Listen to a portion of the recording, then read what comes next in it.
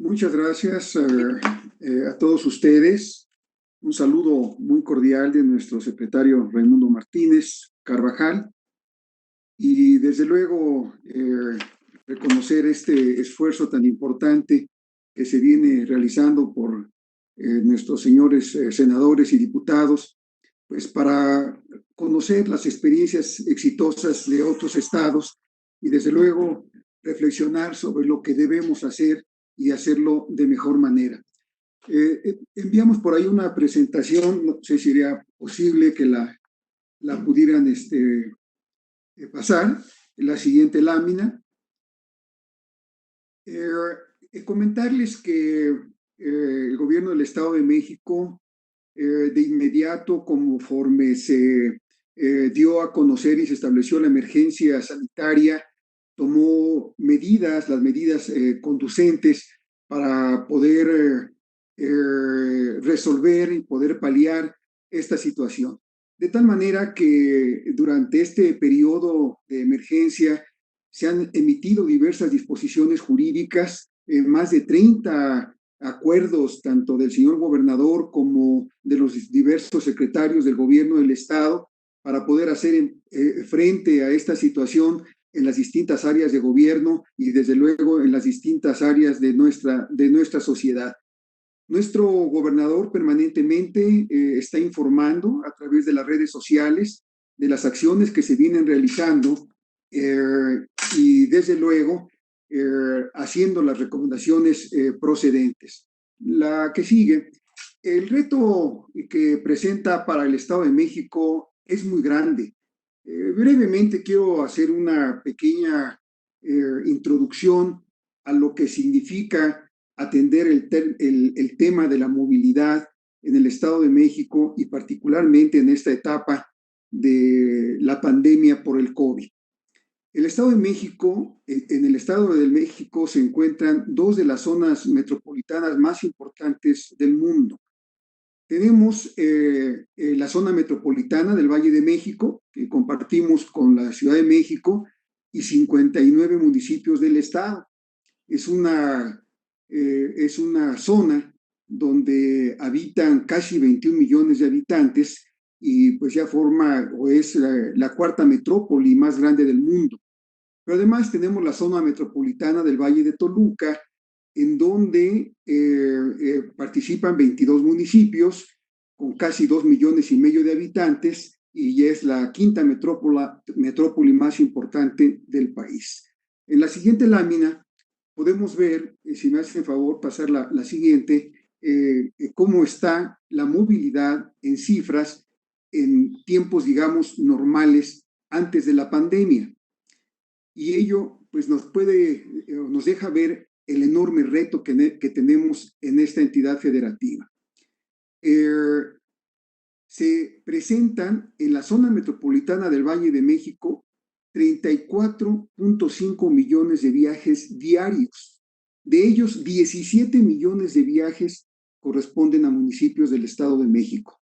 7 millones de estos 17 millones se transportan en transporte público o se mueven en transporte público. La siguiente, por favor. Y por lo que corresponde a la zona metropolitana del Valle de Toluca, se presentan cerca de 1 millón de viajes diarios, casi el 75%, un poco más del 75%, la movilidad se da en el transporte público. La que sigue, si son tan amables. Estas cifras que he presentado corresponden a etapas normales de la movilidad, pero podemos proyectarlas a cómo se está dando esta movilidad en esta época de la pandemia a partir de marzo, si reflexionamos que la caída de la demanda y en consecuencia de la prestación del servicio público de transporte va del 50% al 70%. Y de ahí podemos derivar las cifras tan grandes que tenemos en nuestra entidad. Voy a destacar las acciones que se han tomado. Tan pronto se dio a conocer o se estableció la emergencia sanitaria. En primer lugar, se establecieron medidas obligatorias de carácter sanitario, de tal manera que se promovió la colocación de marcas o señalamientos para garantizar el distanciamiento preventivo entre usuarios, particularmente en paraderos, en estaciones de alta demanda. Desde el inicio y término de cada recorrido de la ruta, se ha solicitado y se ha hecho mandatorio que los concesionarios del transporte público deban proporcionar la limpieza y sanitizar la unidad con agua con cloro, de acuerdo a lo que ha establecido la Secretaría de Salud. Y desde luego se establecen las medidas muy concretas que deben de cubrir los transportistas para garantizar la adecuada sanitización de su transporte. La que sigue, por favor. También se ha hecho mucho énfasis en la difusión de las medidas sanitarias y se han colocado en las unidades de transporte, en lugares visibles, toda la información necesaria respecto a la prevención de esta enfermedad y las medidas que deben de tomar. Asimismo, se ha pedido y se ha dado seguimiento a ello que las empresas concesionarias de transporte eviten que su personal que esté en riesgo de tener esta enfermedad presten el servicio público. Es decir, a todo aquel personal con más de 60 años o que puedan tener algún riesgo importante, ya no puedan o ya no participen en esta actividad del transporte. Asimismo, se ha hecho obligatorio para los usuarios del transporte público el que usen cubrebocas o mascarillas, utilicen el gel facial, y desde luego se ha convocado a que el personal de estas empresas de transporte realicen fundamentalmente el trabajo desde casa, sobre todo desde luego el personal administrativo. La que sigue, si son tan amables. Igualmente se ha establecido, y eso está vigente, como mandatorio, que se debe reducir la capacidad de ocupación al 50% de la capacidad de los vehículos con que se presta el transporte. Asimismo, por lo que se refiere al transporte discrecional de taxis, de igual manera se ha establecido que su capacidad de ocupación sea hasta de 2 usuarios y excepcionalmente hasta 3, debiendo quedar desocupado el asiento del copiloto.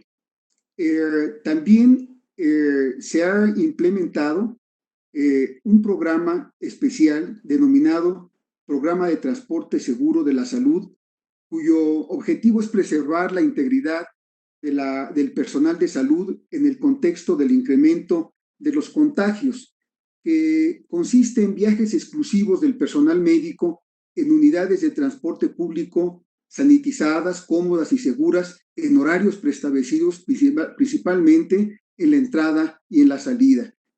De tal manera que se ha podido beneficiar a 4.500 trabajadores de la salud, y en este esfuerzo participan 29 empresas de transporte colectivo que se han solidarizado con sus vehículos.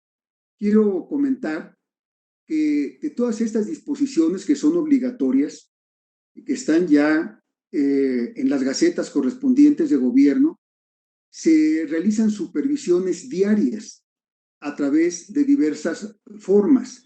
Hay un seguimiento que se hace a través de la vía de las cámaras de videovigilancia que se tiene instaladas en el transporte para dar cuenta de que este no exceda del 50% de su capacidad. Igualmente, los operativos que realizan los inspectores adscritos a la Secretaría de Movilidad enfoquen su revisión a que los concesionarios cumplan adecuadamente con las medidas de sanitización del transporte. La que sigue, si son tan amables. También se han tomado medidas que contribuyan, como otra línea de acción, a la reactivación económica de las empresas del transporte, porque aquí, como se ha dicho y se ha dicho bien, se encuentran ahora en momentos pues, muy difíciles al bajar en forma drástica sus ingresos.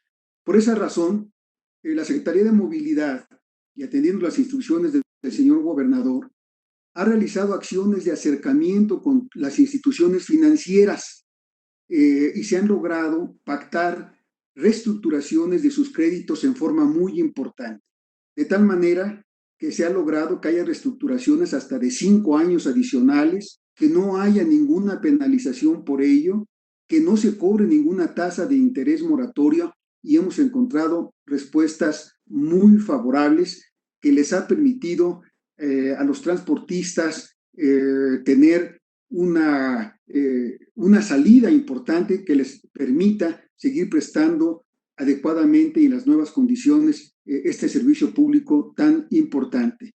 También se ha gestionado ante la Asociación Mexicana de Instituciones de Seguros mejores condiciones y estrategias que permitan optimizar las contrataciones de pólizas y desde luego esto en beneficio también de los usuarios para que todo el transporte público de la entidad cuente con el seguro correspondiente.